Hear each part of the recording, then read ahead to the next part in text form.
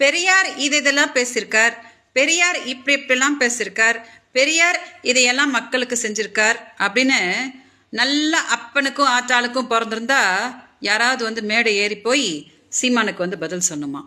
சீமான் சொல்லுவாங்க, சீமான் தமிழ்நாட்டில் எல்லாரும் நல்ல அப்பனும் ஆத்தாளுக்கும் தான் பிறந்திருக்கிறாங்க. எல்லாருக்கும் என்ன சந்தேகம் தெரியுமா? நீங்க நல்ல அப்பனும் ஆத்தாளுக்கும் பிறந்துக்கிறீங்களான்றது தான் எல்லாருக்குமே ரொம்ப சந்தேகமா இருக்கு. ஏன் தெரியுமா? பெரியார் யாருன்னே உங்களுக்கு தெரியாதா? அப்படியா?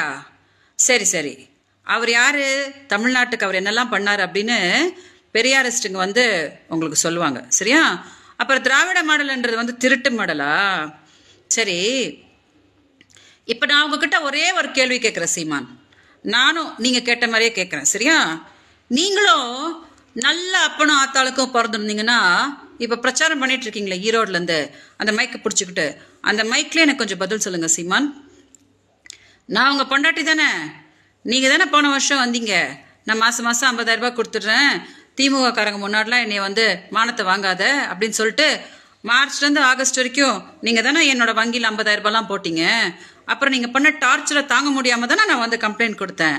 கம்ப்ளைண்ட் கொடுக்க வந்தா ஆமாம் அவள் என் பொண்டாட்டி தான், நான் பண்ண டார்ச்சர் தாங்க முடியாமல் தான் வந்து கம்ப்ளைண்ட் கொடுத்தா அப்படின்னு சொல்லாமல் உங்கள் பொண்டாட்டியான என்னையவே இப்போ திமுக கூட கோர்த்து விட்டு மேடையாக போய் வந்து திமுக காரன் வந்து அவளை கூட்டிகிட்டு வந்திருக்கான் அப்படின்னு ஒரு கேவல பிடிச்ச ஒரு வேலையை பண்ணீங்களே.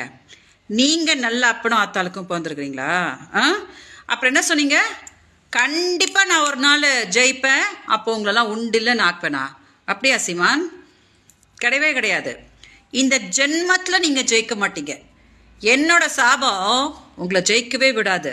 இப்போ கூட நினச்சிட்டு இருக்கீங்களா தொண்டை வத்த கத்த கத்த நம்ம வந்து ஜெயிச்சிருவோம் அப்படின்னுட்டு? ஒன்றும் கிடையாது. அன்றைக்கி சந்தோஷ் சொன்னார் பார்த்தீங்களா, ஸ்கைப்பில் சேரநாதன் பேசும்போது விஜயலட்சுமி பக்கத்தில் இருந்தாங்கன்னு. அன்றைக்கே வந்து தமிழ்நாட்டுக்கு என்ன உலகத்துக்கே தெரிஞ்சு போச்சு நீங்கள் நல்ல அப்பனும் ஆத்தாளுக்கும் பிறக்கவே இல்லை அப்படின்னு சொல்லிட்டு. அதனால் மீடியா தயவு செஞ்சு இதை கொஞ்சம் டெலிகாஸ்ட் பண்ணுங்கள். சீமான் உறுதியாக இதை கொஞ்சம் பார்க்கணும்.